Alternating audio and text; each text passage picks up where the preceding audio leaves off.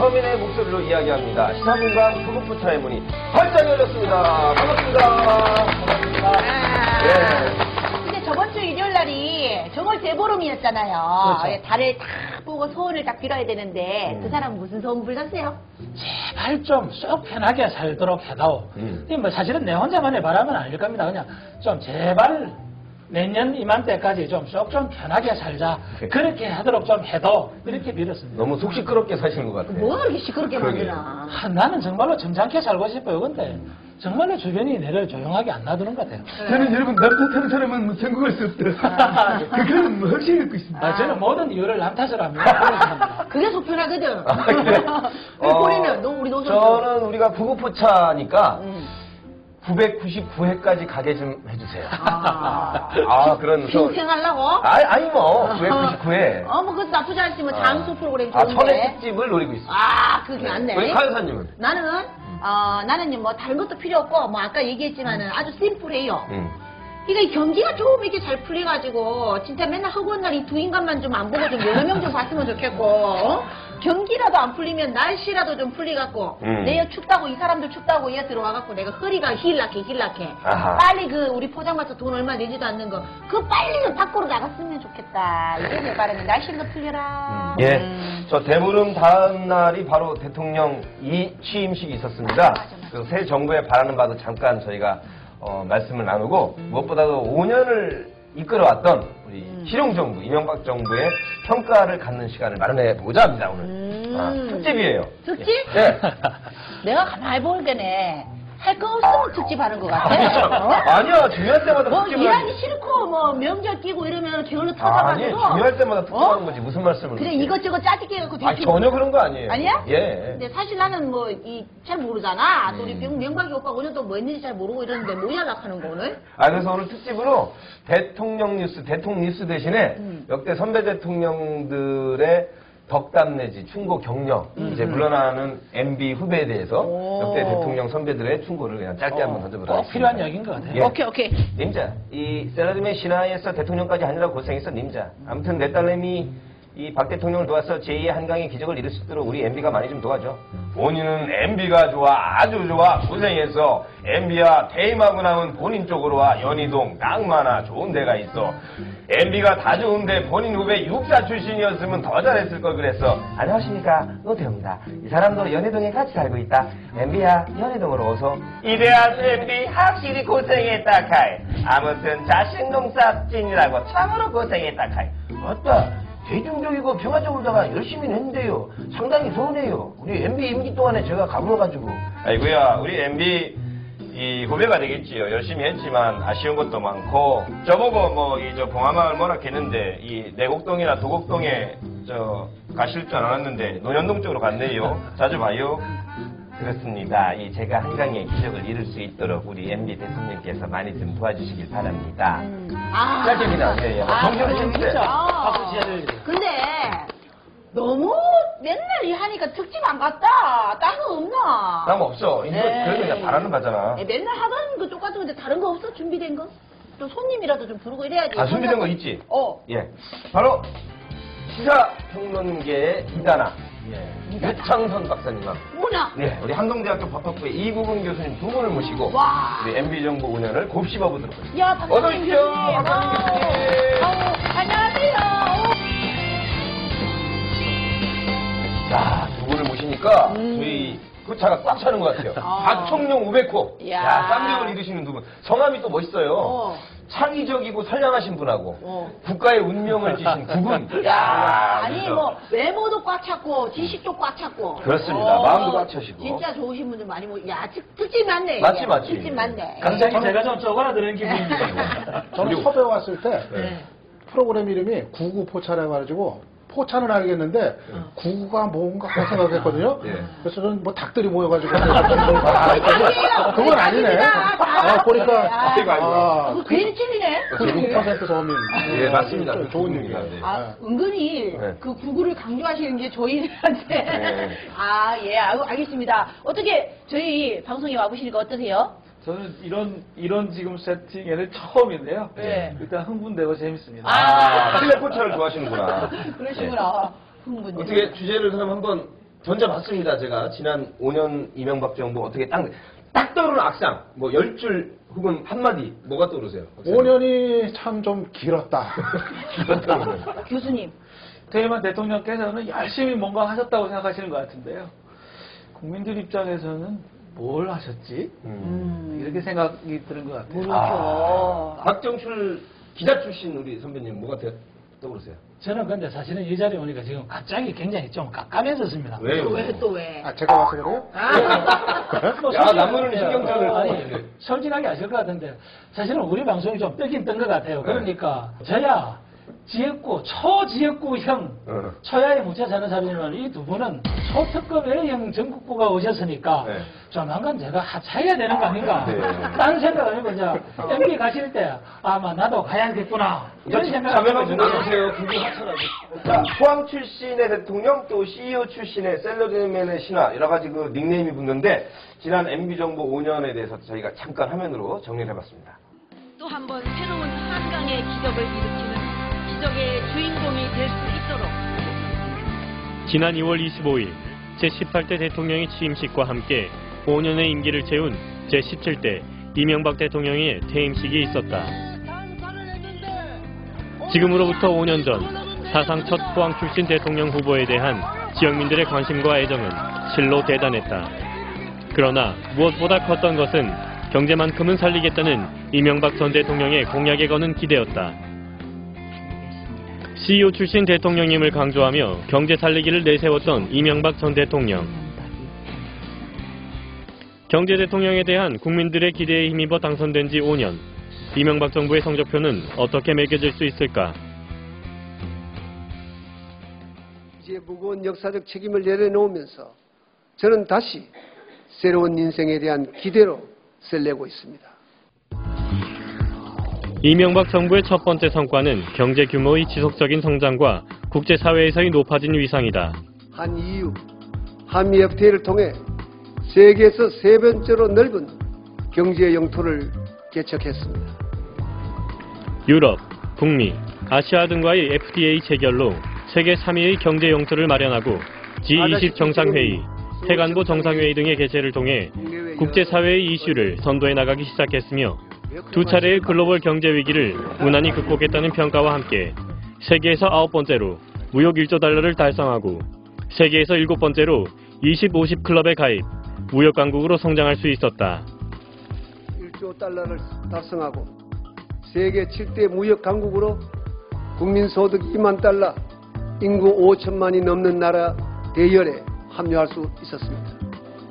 지난 8월에는 현직 대통령으로는 처음으로 독도를 방문, 영토 수호의 의지를 보였다는 긍정적인 평가와 외교적으로 경솔했다는 비판을 동시에 받기도 했다.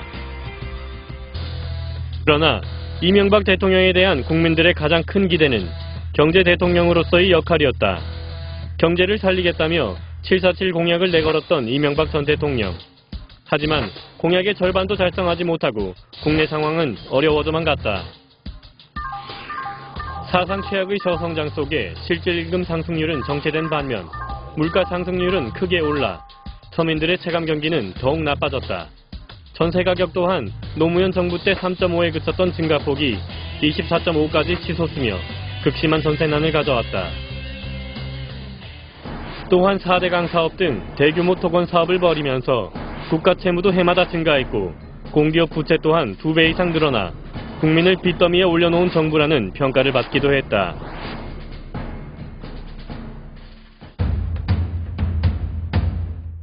정치적으로는 출범 초 미국산 쇠고기 수입 문제에 대해 국민들의 여론을 수렴하지 않아 촛불 시위가 일었지만 이마저도 명박산성이라 불린 컨테이너에 가로막혀 불통정부라는 오명을 얻었고 이후에도 용산, 쌍용자동차 사태 등 시위 무력 진압으로 인한 인권 문제가 끊임없이 지적됐다.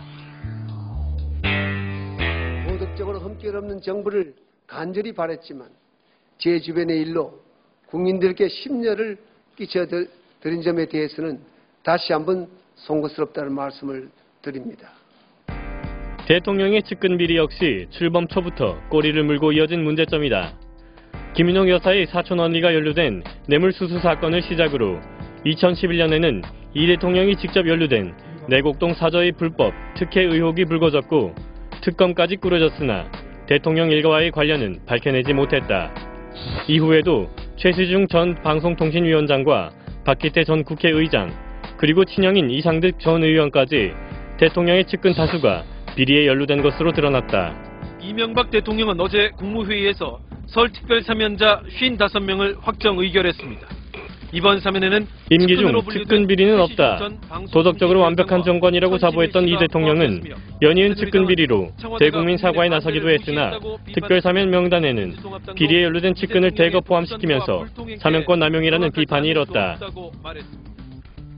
특히 사면 대상자 대부분이 비리를 저지른 기업, 정치인들이어서 국민들의 정서와 상식을 거스른 독단적 행위라는 말과 함께 마지막까지 불통정부라는 비난을 들어야 했다.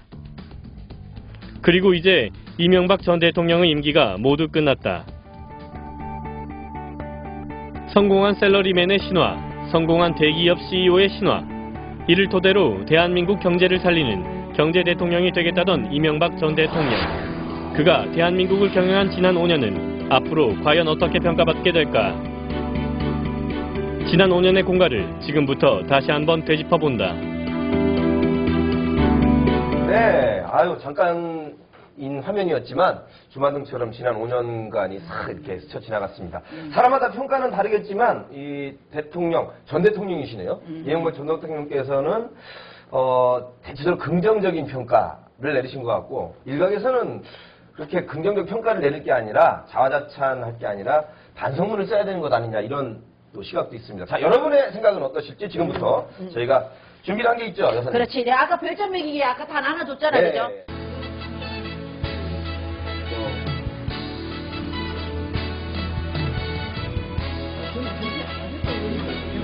자, 별점 매기니까 하나, 둘, 셋 하면 들기예요. 하나, 둘, 셋! 짜자잔! 짜잔! 야, 이명박 정부 5년 분야별 별점 평가. 자, 그럼 먼저 우리 사 여사님이. 예. 경제는 3개. 오. 경제는 3개 줬어요. 예. 사실 그건 잘 몰라서 3개 줬고. 그리고 정치는 4개 줬어요. 와, 4개? 더 몰라서 4개 줬어. 그리고 외교는 5개 줬어. 와, 만점, 100점 만점. 아까 보니까 오바마 대통령하고 사진 찍었더라고? 대통령 유명한 사람이잖아. 유명한 사람하고 찍었으니까 5개 줬고. 아, 그 이유로? 그리고 복지는 5개. 그 광고 보니까 할머니 집에서 국밥 팔아줬잖아. 할머니 도와줬잖아. 그리고 국방은 일단 전쟁이 안 일어났기 때문에 잘한 거야. 5년 동안 전쟁 안 났잖아. 딴 나라는 얼마나 전쟁도 많이 났는데. 근데 한 개 뺐어. 사람 때문에. 그래도 80점. 야. 근데 이게 뭐야? 서민경제는 치료자 말했어. 아니, 반쪽이야? 내가 서민으로서 느끼는 경제를 이 피부로 느끼는 것은 너무 안 좋아. 안 좋아도 너무 안 좋아. 너무 안 좋아. 내가 진짜 이 포장마차 문 닫게 생겼는데 그나마 둘이 와가지고 그나마 소주라도 몇 푼 사라주니까 내가 살았지. 그래도 그렇단 말이야. 일반 경제하고 서민 경제가 다르다 이거지? 소리지. 돈 많은 사람들은 좀 경제 좋아진 것 같더만. 돈 많은 사람도 포장마차 안 오거든. 그러니까는 나는 그 사람도 좋아져도 아무 소용이 없어요. 서민이 좋아져야 와가 서민이 먹는 싶지. 이게 경제하고 서민 경제가 엄청 차이가 나네요. 자, 멀리서 오신 우리 유창선 박사님의 평가를 보겠습니다. 자, 이제 물러났으니까 제 맘대로 채점해도 뭐라고 그럴 사람은 아무도 없어요, 이제. 이동에 친한 사람도 많은데, 우리 형님. 자, 보세요. 경제는 두 개입니다. 저조해요. 원래 당선될 때 사실 5년 전에 경제 살리기 그 기대 커가지고 그렇게 표만을 받았는데 별로 못했어요, 막상. 일반적인 경제도 2개라 이시고. 그런데 서민 경제는 하나예요. 그거보다 더 박해요. 그러니까는 정부야 그 서민들은 이거 살림 뭐 조금이라도 좋아진 거 전혀 지금 못 느끼고 지금 계속 어렵다. 지금 아까 아줌마 그러셨잖아요. 사장이에요. 가요사인데 사장이라고 그래야 돼? 아줌마 좋네. 아니, 포차 사장님. 앞으로 아줌마라고 부를게. 그 다음에 정치는 하나예요. 아이고. 이거 하나면은 출석만 하면은 주는 점수예요, 이건. 기본 점수. 일단 출석만. 청와대 출석은 매일 했으니까. 그러니까 이제 기본 점수 줬어요. 근데 왜냐하면은 너무 불통이었어, 5년 동안. 이게 좀 대통령도 좀 큰 정치를 하는 사람인데, 좀 여러 가지 그 조정도 하고, 좀 소통도 하고 그래야 되는데. 정도 좀 주고. 진짜 소통을 너무 안 했어요. 그래서 하나 20점. 100점 만점에 제가 줄 수가 없어요. 외교는 제가 진짜 기본적으로 썼습니다. 4개. 오바마 대통령.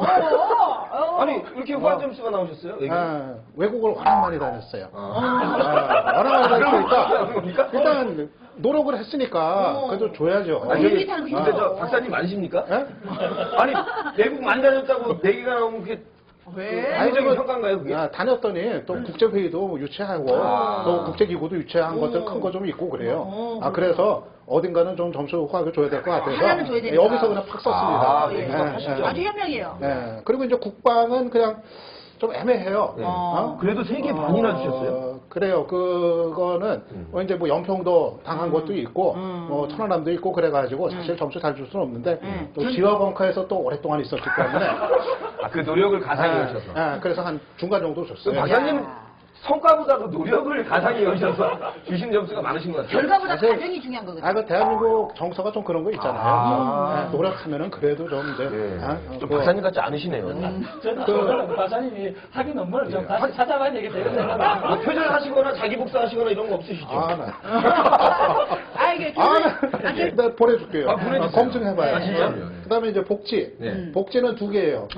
그 복지 정책 막 논쟁 벌어지고 그럴 때 무상 복지 뭐 이런 얘기만 나오면은 그거 안 된다고 그냥 막 그러고 그랬거든. 지금 박근혜 대통령은 좀 복지 정책 좀 적극적으로 좀 하자. 그럴 때에도 정부에서는 이명박 정부에서 계속 안 된다. 계속 그냥 제동 걸고 그래가지고 복지는 좀 후하지를 못했던 것 같아요. 포퓰리즘 얘기가 좀 많이 나왔었죠. 복지 얘기가 나올 때마다. 근데 아까 사장님은 네. 아까 사장님은 복지 만점 주셨더라고. 거짓말하고 그러세요. 저는 단순해가지고 아까 그 할머니 국밥 팔아주고 보니까 마음이 따뜻해져서 그랬어요. 아저씨 잘 들었어요. 야, 이창선 박사 안 박사님. 간대잖아요, 아저씨. 근데 이게 박사님일수록 박사 같지 않은 박사님이 좋은 거예요. 소타라고 얼마나 좋아요. 잘 들었습니다. 이창선 아저씨 말씀 잘 들었습니다. 야, 그럼 이제 전직 기자의 우리 박정칠 선배님은? 제가 이 말을 하기 앞서서 갑자기 제가 박사가 될 것 같아서 박사님하고 저하고 사실은 뭐 걔네가 비슷해지면서 약간 그러시네요. 내가 이 박사인가 내가 자꾸 착각하게 예. 돼요. 언론 쪽에는 박사시잖아요. 경제는 3개 주셨네? 예, 경제 3개. 이게 뭐 전체적인 경제로 보면 이분이 사실은 자기 공적을 많이 과시하고 있죠. 글씨적인 지표만 보면 사실은 뭐 그동안에 우리 수출이라든지 해외 수주라든지 기타 등등해서 지표상으로는 굉장히 많이 호전된 것 같다. 이렇게 얘기해서 이 객관적인 자료를 인정해주자. 60점. 야, 근데 아니, 정치가 어떻게 한 개도 아니고 반개예요? 사실은 제가 이거 정치가 안 하려고 그랬는데, 우리 PD가 강요를 해서. 반이라도. 점이라도 찍어달라 그래서 했는데. 아니, 솔직하게 하라고 그랬지. 우리 PD가 언제 그런 말씀을 했어요? 이분이 그러니까, 저는 이렇게 생각을 합니다. 아까 우리 박사님은 소통을 안 하는 것 같다. 그 부분에 이제 문제인데, 저는 이분이 정치를 안 한 것 같아요. 아마 CEO 출신 대통령이라서 그런지 몰라도, 국정을 경영하려고 했지. 국정은 고도의 정치 행위로서 운영하고 서로 각종 의견을 수렴하고 이렇게 해야 되는데 기업체식으로 전체적으로 아마 손익의 계산을 많이 듣던 거 아닌가. 박사 같다 진짜. 박 선배님이 의미심장하니까 정치가 아니라 경영을 하려고 했다. 그러니까 기업체식으로 경영을 하려고 했던 데서 빚어진 오류가 있는 게 아닙니까. 그래도 외교는 마찬가지입니다. 제가 다른 자료를 찾아보니까 재임 기간에 총 49회에 걸쳐서 84개국 110개 지역을 방문했다. 뭐 그러면서 아까 말씀하셨다시피 인천 송도 국제도시에 뭐 국제기구도 유치하고 등등 해서 그 부분은 제가 객관적으로도 후한 점수를 줄 수밖에 없다. 외교가 아주 후하네요. 서민경제 한 개 반이면 한 개면 낙제점인데 사실은 저 낙제점 주고자 했으나 우리 포항이다 보니까 요거는 이제 지역적인 안내, 지역적인 정석 오려, 그 정도, 그 이상도 이하도 아닙니다. 뭐 그렇게 하고 국방 사실은 2개밖에 안 돼요. 2개도 아까운 부분이죠. 그런데 뭐 아까 천안함 사태 뭐 이런 이야기를 했지 않습니까? 그런데 그 이후에 말로서 많은 걸 보여줬습니다. 그 말에 대한 가점, 다시는 참지 않겠다. 저거 뭐 내가 때려 버려야 그랬다. 뭐 등등 그 뒤로 말씀을 많이 하시거든요. 말로 그래도 점수를 보셨다. 말에 점수를 준비고 복지도 2개밖에 안 돼요. 박근혜 현 대통령이 할 수 있도록 뭔가 말할 수 있는 끈덕지를 제공해 준 것. 뭐 될지 안 될지는 또 5년 뒤에 우리가 봐야 되겠지만 단초를 제공해 준 거에 한 개의 가점을 준 것. 그 정도로 이야기 말씀드리겠습니다. 진짜 필석적이다. 진짜 우리 박사님 같으시네요. 이 교수님 것도. 잠깐 근데 박사님께서 지금 나도 저렇게 할 수 있었는데. 왜 이렇게. 아니 조금 그냥 동네에서 얘기하는 식으로 포차해서 좀 쉽게 말씀할 수 있잖아요. 굳이 그렇게 박사처럼 얘기를 뜬금하다. 바뀌신 것 같아요. 자, 좀 속 시원합니다. 구분 교수님, 구분을 걸고 말씀해 주십시오. 구분을 걸라니까 경제는 세계 반. 경제는 세계반을 줬는데요. 그 이유는 원래 하시려고 했던 건 잘 못했지만 2008년도에 경제 위기가 왔지 않습니까? 근데 세계적으로 그 경제 위기가 선진국들에게 굉장히 큰 영향을 주었는데 우리는 그래도 좀 선방을 했다. 또 옆나라 일본이 아주 좀 이렇게 잘못하고 있는 동안에 우리가 조금 따라잡는 걸 했기 때문에 좀 일부러 많이 드렸고요. 정치는 하나인데요. 사실은 지금까지 계셨던 대통령 중에 가장 좋은 정치적인 환경에서 시작하셨어요. 500만 표 차로 이겨서 당선이 됐죠. 그 2008년도 4월 달에 총선을 통해 가지고 사실 우호적인 의석까지 합하면 200석 가까운 의석을 갖고 시작했습니다. 사실은 그러니까 5개를 가지고 시작한 건데 그 뒤에 5년 동안 다 잃어가지고 하나 남은 이 정도 20점이 될 거예요. 외교는 앞에 말씀을 많이 하셨으니까 이제 그 얘기 안 얘기했고요.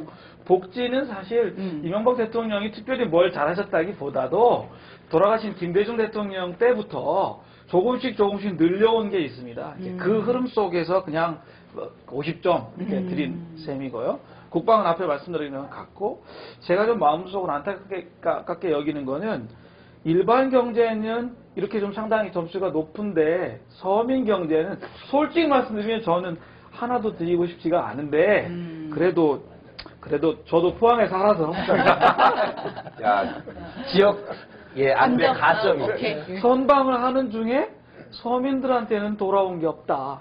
얘기가 그렇게 되는 거예요. 저 사회자지만 저는 뭐 간단합니다. 가장 중립적인 진행자이기 때문에 다 2개 반인데 딱 하나, 국방은 제가 1개도 아니고 반 개를 드립니다. 왜냐하면 제가 보기에는 특히 이제 상대적으로 보수 정권은 안보를 더 강화해야 되거든요. 근데 뭐 연평도, 천안함, 그다음에 북한 핵까지 북한이라는 아주 불량한 학생을 예방도 못하고 불량이 일어났을 때 검거도 제대로 못한 것 같기 때문에 제가 보기에는 국방, 특히 사실은 대통령, 국무총리, 국정원장 넘버 1, 2, 3가 다 군 미필자예요. 그래서 군대를 갔다 온 저로서는 굉장히 심리적으로 별로 점수가 낮습니다. 그래서 다른 건 다 중간을 하셨는데 국방은 반개를 드리고 싶은. 아무튼 5분의 평가가 다 근데 끝났습니다. 진짜 보니까 점수가 굉장히 박하네요. 근데 포항에서 이래도 돼요? 괜찮습니다. 왜 포항을 모르고 싶어? 아까 박사님 말씀하셨지 않습니까? 가셨다고. 아니 근데 뭐 꼭 박한 것뿐만 아니라 기대가 그만큼 많았었는데.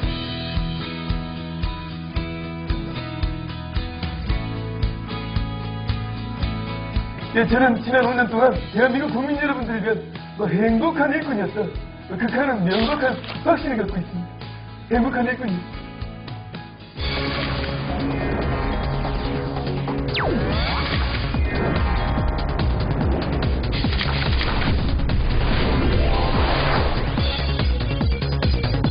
이제 별점 평가를 해봤고요. 이번에는 아주 간단명료하게 이명박 정부 5년 동안에 가장 잘한 베스트와 가장 아쉽다는 워스트 딱 한 가지씩만 또 한번 뽑아본다면 가 여사님부터. 워스트 하면은 내가 아까 별점도 줬지만 경제와 서민 경제의 차이.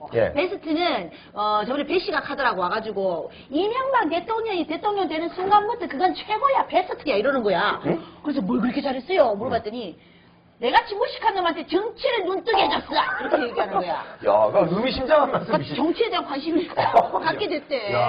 뭐 그런 거 얘기하더만. 하나씩 쭉 한번 해보시죠. 저는 베스트는 부지런했다. 이제 CEO 출신이어가지고 부지런한 거 하나는 진짜 이거. 그 명언을 남기셨잖아요. 그 MB의 주옥 같은 명언이 많으신데. 뭐 일찍 일어나는 새가 벌레를 잡는다. 뭘 잡아요? 일찍 일어나는 새가 벌레를 잡는다. 뭐지 부지런하게 해야 됩니다. 그 취임하시고 나온 명언이에요, 그게.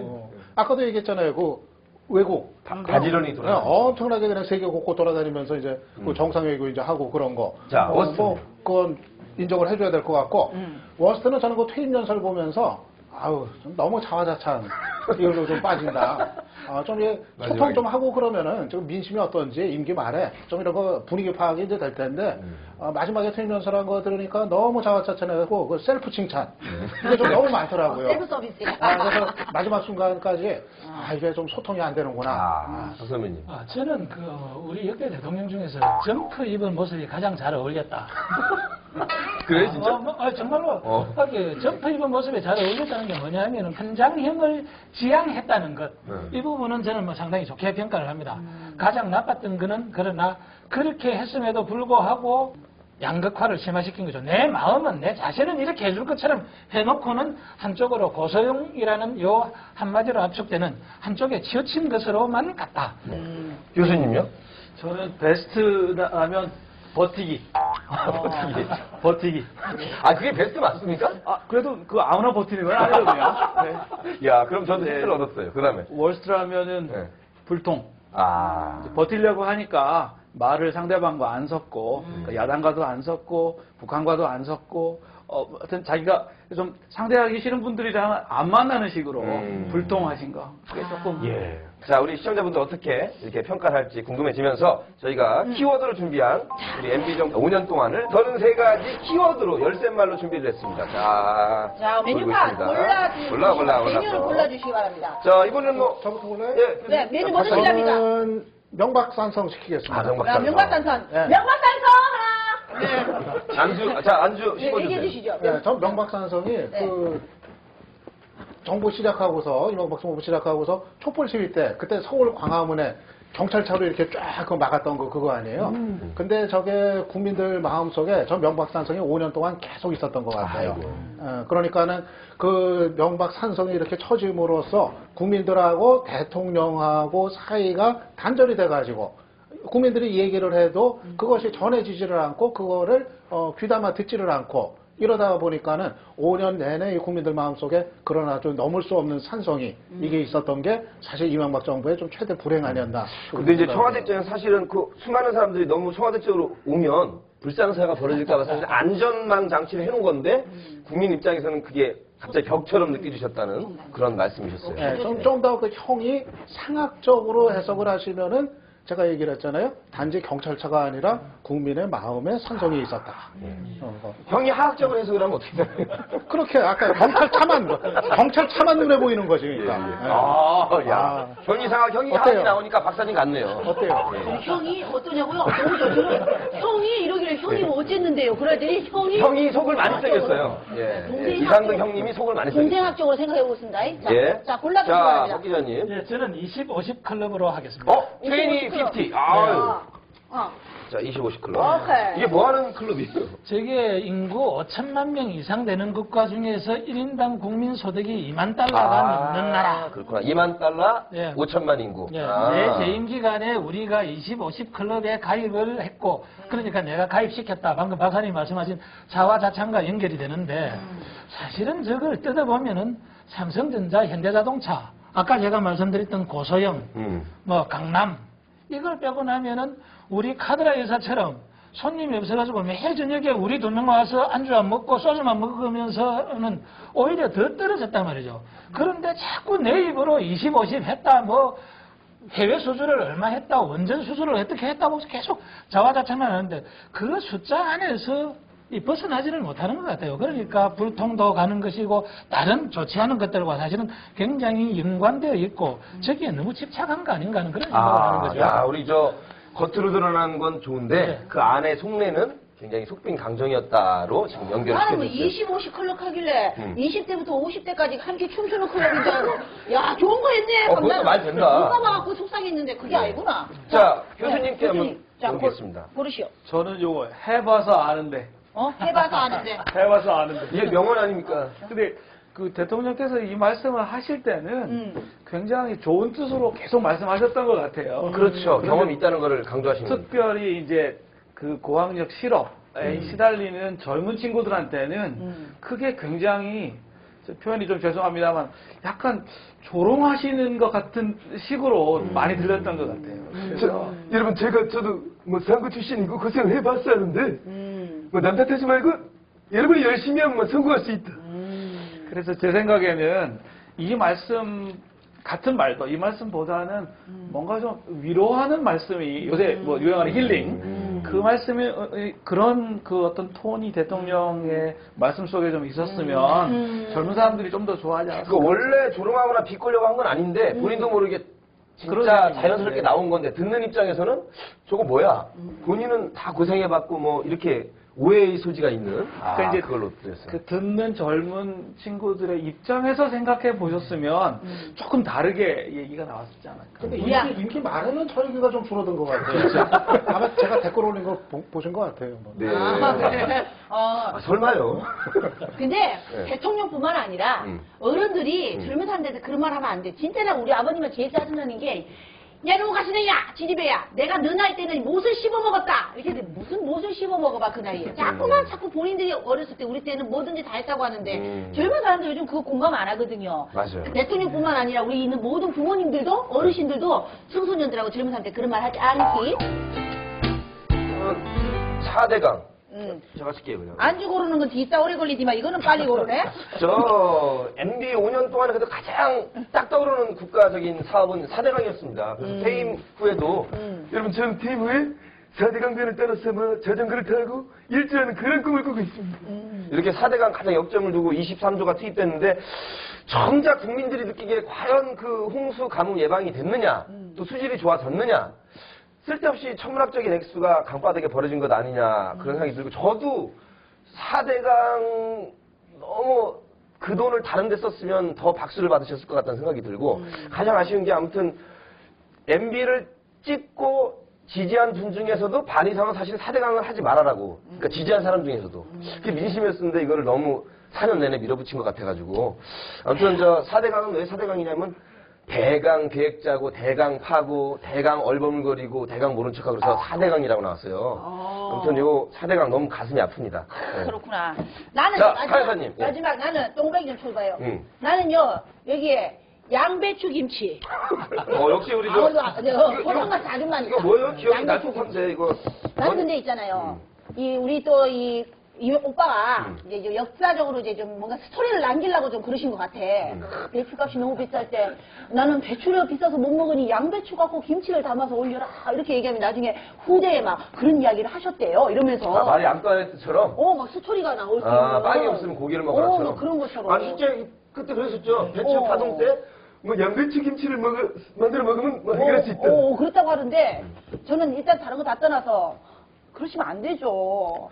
배추로 만든 김치가 한국 김치인데 양배추로 만드는 서양 김치잖아요. 근데 어떻게 대한민국 대통령이 양배추를 야 우리 김치 아니 이것도 좋은 뜻으로 말씀하셨죠. 근데 아까 해봐서 아는 데처럼 듣는 입장에서는 안 되지. 그래도 배추로 만들어야 돼 김치는.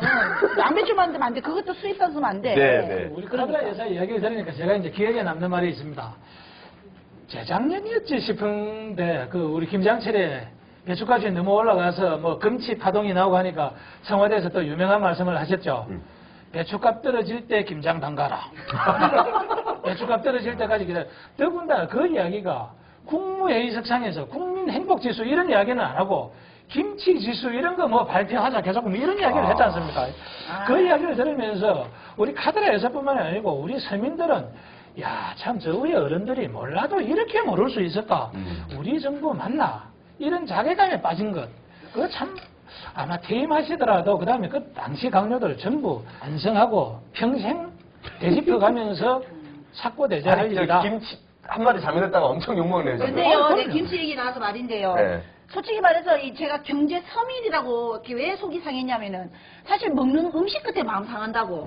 사실 우리 식당 같은 데 와 사람들 김치 안 내놓으면요. 식당이 무슨 이런 식당이 다 있냐 겁니다. 맞아요. 예. 사실 안 그래요. 어디다가 김치를 그냥 우리나라 그냥 아무 때나 먹을 수 있는 게 김치였는데 우리 식당 입장에서 김치를 낼 수가 없으니까 그냥 이게 단무지 시좀 내놓고 그러면은 여와 김치 안 줘요 그러면 김치가 좀 비싸갖고 식당이 뭐 이런 데가 다 있냐고 서비스가. 그러니까 우리는 마음이 너무 다쳤어요. 김치를 못 먹고 비싸고 떠나서 그런 서로 이 이웃 간의 정마저도 삭막해지는 게 크게 저는 속이 상했다 이거죠. 네. 우리 김치 하나에도 이렇게 국민들 가슴속에는 여러 가지 의미가 있었습니다. 김치가 단순한 김치가 아니었어요. 그럼요. 자, 그런데 이제 뭐 말 나온 김에 보니까 뭐 할 얘기도 많으시거든요. 여기서 준비 많이 했거든 메뉴. 예. 3개만 더 해봅시다. 3개. 3개. 제가 먼저 한번 해볼게요. 저는 정리해고. 정리해고. 우리가 이 방송을 하면서 2번 출연했던 분이 계시죠. 예. 진방 스케일의 이기영 씨. 그렇죠. 6번 해고당하고 7번째 복직을 기다리고 있는 분. 진방 스틸이 포항판 한진중공업입니다. 그 다음에 뭐 쌍용차 문제라든지 한진중공업 문제라든지 이 정리해고라는 이 말에 대해서 너무 쉽게 받아들이고 너무 쉽게 반용을 베푸는 것 같아요. 그게 비즈니스 프렌들리에서 출발했는 건지는 알 수 없으나 우리 기층 노동자들의 삶에 대해서 너무나 배려가 부족했다. 정치 차원에서 정권 차원에서 그러니까 이런 문제들이 나중에 우리를 내내 시끄럽게 만든 뭐 희망버스니 이런 다른 부작용으로 연결이 됐었단 말이죠. 그래서 이 정리해고 부분에 대해서 너무 관대하지 않았나 하는 아쉬움을 가집니다. 자, 우리 교수님. 저는 민간인 사찰 얘기를 좀 하고 싶습니다. 민간인 사찰. 네. 예. 이명박 대통령을 우리가 선출할 때 우리 모두가 다 그래도 이제 민주화를 20년 동안 했으니까 가장 기본적인 기본적 자유에 대해서는 민주주의가 후퇴하지 않을 거다라는 기대가 있었다고 생각합니다. 그런데 그것이 가장 심각하게 문제된 것이 바로 이 민간인 사찰 문제가 아닌가 싶어요. 아직도 우리가 뽑은 민주정부가 민간인들을 사찰하는 그런 일이 있다고 하는 사실이 사실 이게 국기를 흔드는 것과 같은 그런 문제인데 유감스럽게도 대통령 선거하는 그 과정에서 이 문제 자체가 조금 실종된 측면이 있지 않은가 하는 생각이 들고 그런 의미에서는 아직도 완전히 해결되지 않은 문제이고 박근혜 정부가 이제 이 민간인 사찰 부분에 있어서는 확실히 선을 긋고 민간인 사찰하지 않는다는 점을 처음부터 선언하고 나가야 될 필요가 있다. MB가 원래 저 독실한 기독교 신자신데. 그러시죠? 예. 장로님이시죠? 예, 불법을 마음에 드셨나 봐요. 그래서 국민 여러분 제가 제 임기 동안 대한민국을 뭐 사찰 공화국으로 만들어놨습니다. 뭐 이런 농담도 있어요. 저는 국정원 댓글 문제도 짚어야 된다고 생각을 해요. 지난 대선 때 떠들썩했다가 의혹이 이제 규명 안 되고 대선 치러졌잖아요. 근데 정작 대선 끝나고 나서 오히려 정말 문제가 있었던 거로 그런 댓글 작업을 했던 거로 뭐 거의 이제 확인이 된 상태거든요. 다른 의혹들이 좀 꼬리를 물고 있는데 이거는 기본적으로 이제 국기에 관한 문제이기 때문에 이제라도 이제 박근혜 정부가 이제 출범했으니까 박근혜 대통령이 의지를 갖고서 정말 국정원이 그런 일을 했는지 좀 명명백백히 좀 밝혀야 될 것 같아요. 만약 그랬던 사람들이 있다면은 당연히 책임을 물고 그리고 이제 국정원이 그런 뭐 정치적인 일에는 개입하지 않도록 그런 좀 단호한 의지를 국민들한테 보일 필요가 있다고 생각을 해요. 아이고, 자, 이야기 할라니까 밤 그러게요. 뭐 이거 뭐 한도 끝도 없어요. 예. 마지막으로 뭐 만사형통 이런 말도 있었고요. 예, 그죠? 그렇죠. 예. 마지막에 저 형님은 빠졌지만 최시중 위원장이나 그 천신일 회장 같은 그 측근들 셀프 사면, 아까 셀프 말씀하셨는데 그것도 국민들 눈에 보이기에는 너무나 좀 일방적이지 않나 그런 생각이 듭니다. 셀프도 있었어요. 뭘? 셀프 훈장. 셀프 훈장. 야. 근데 그때요 마지막에 사면하시면서 용산 그 사태에 사월 받으셨던 분들 같이 사면을 하셨는데 저는 그 모습이 어딘지 조금 꺼림칙하고 꼭 이 두 그룹을 같이 이렇게 했어야 했을까 하는 생각이 좀 들어서 좀 씁쓸했습니다, 솔직히. 네. 자, 우리 저 CEO 출신이시기도 한데 우리 지역으로 봤을 때는 포항 출신 대통령이십니다. 그래서 우리 저 포항과 연관된 얘기를 좀 해보려고 하는데 그 중에 하나가 바로 우리 포항과 관련된 예산 얘기가 나오고 있어요. 자, 제가 지금 표를 가지고 있습니다. 이명박 정부 출범 첫 해에는 2009년 포항 관련 예산이 4,370억, 또 그 다음에도 4,469억, 2011년에는 2,320억, 정부 안보다 1,400억이 증가된 액수인데, 아무튼 그 초창기에 3년간만 1조 원이 넘는 예산이 포항에 투입이 됐습니다. 1조? 1조. 1조면 도대체 쫑글뱅이가 몇 개래? 아니. 만억이죠, 만억. 아니, 근데 그 1조 다 어디 갔지? 나는 10,000원도 못 받았는데.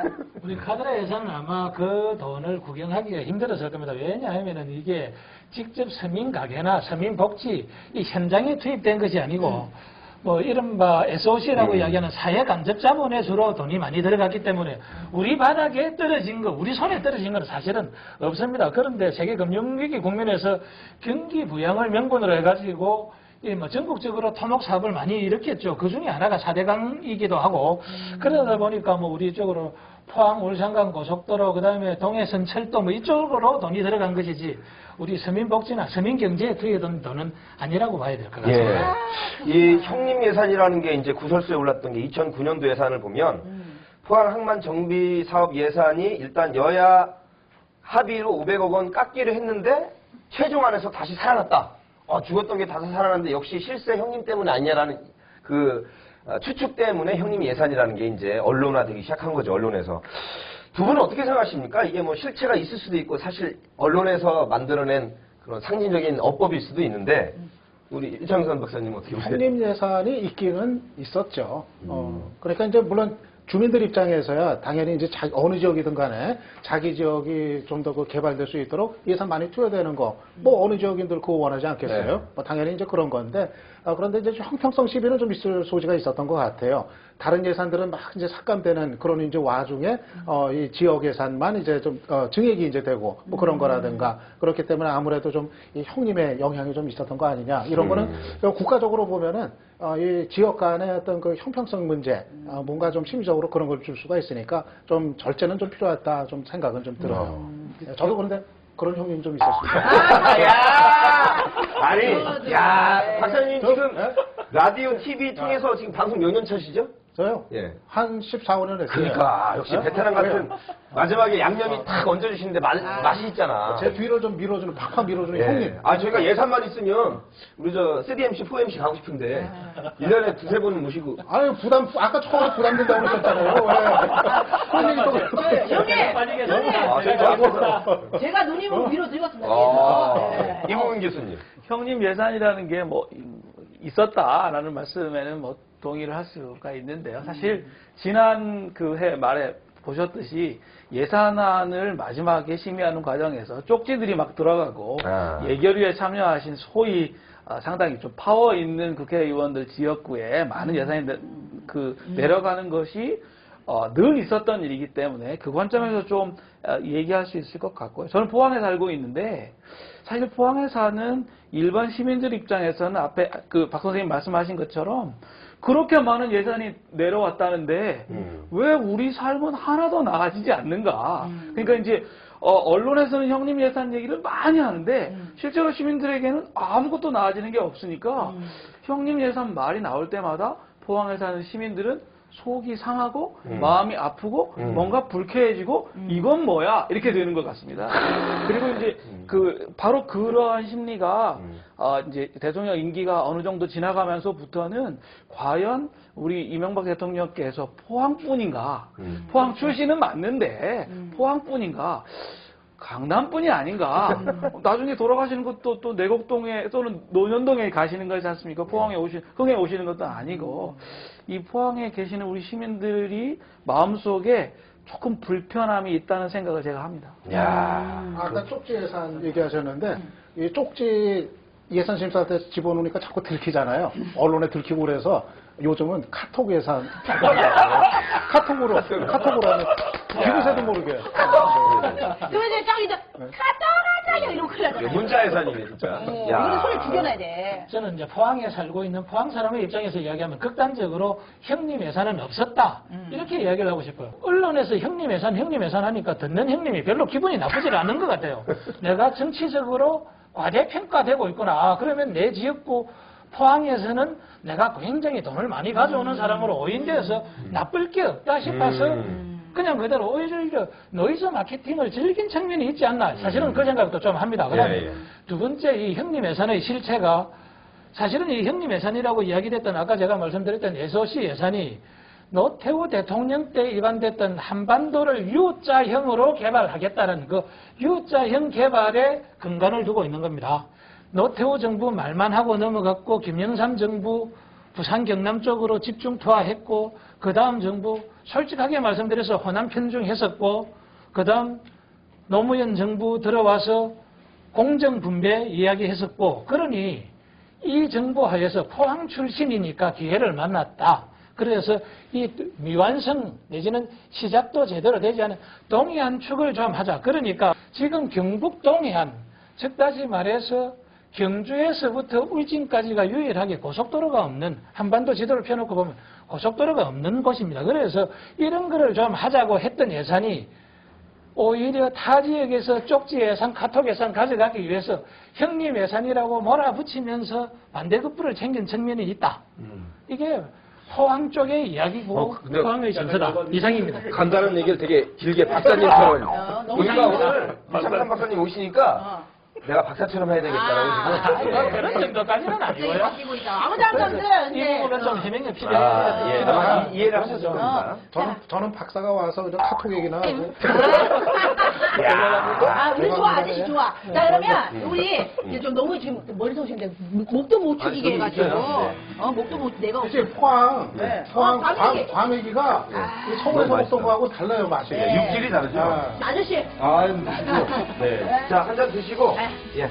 우리 네. 교수님, 박사님 오시니까 더 풍성해졌습니다, 안주머리가. 네. 이게 앞으로도 다 잘 해보자라는 의미로 이렇게 지난 MB정부 5년을 이렇게 저희가 곱씹어왔습니다. 철학자 조지 산타야나가 이런 말을 했다고 합니다. 기억하지 않는 역사는 되풀이된다. 물론 원어로 하셨지만 저 우리말로 했습니다. 기억하지 않는 역사 되풀이되지 않기 위해서 공과를 살펴본 것이죠. 그죠? 예.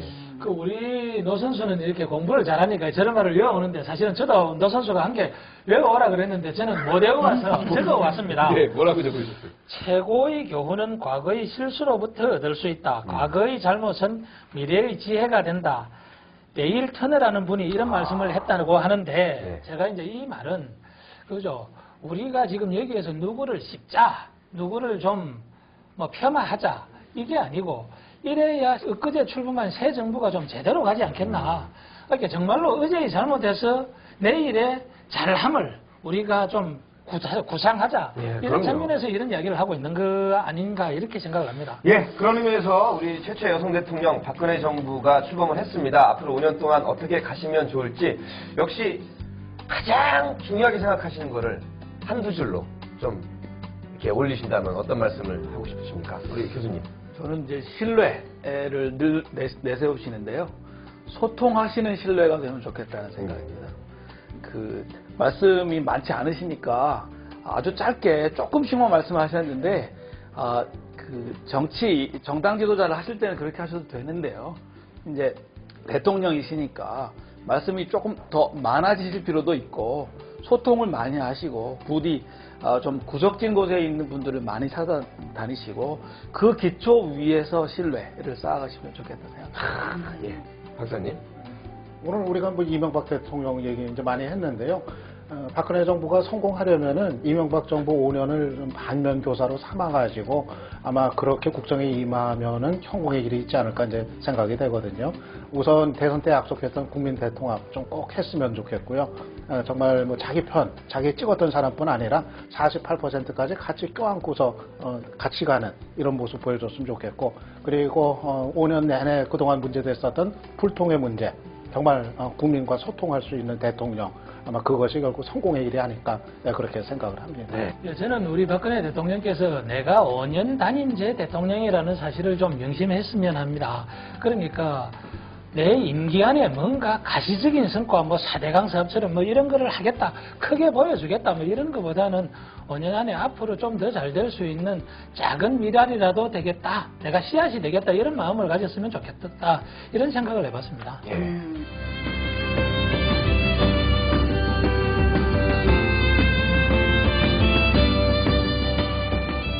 예, 이렇게 민심이 원하는 바를 우리 박근혜 대통령께서 잘 귀담아 드려서 5년 후에 우리가 또 이렇게 정리하는 방송에서는 아주 좋은 별점 많이 받으시고 박수 받기를 충심으로 기대해 봅니다. 그때까지 방송해야 되는데. 예, 우리 삼행시로 요즘에 건배사 소화제를 드리고 싶습니다. 소통과 화합이 제일이다. 소화제. 소화제 좋다. 자, 우리 소화제를 드시면서 소통과 화합과 화합이 제일이다. 제일이다. 소화제. 네. 자, 고맙습니다. 소화제.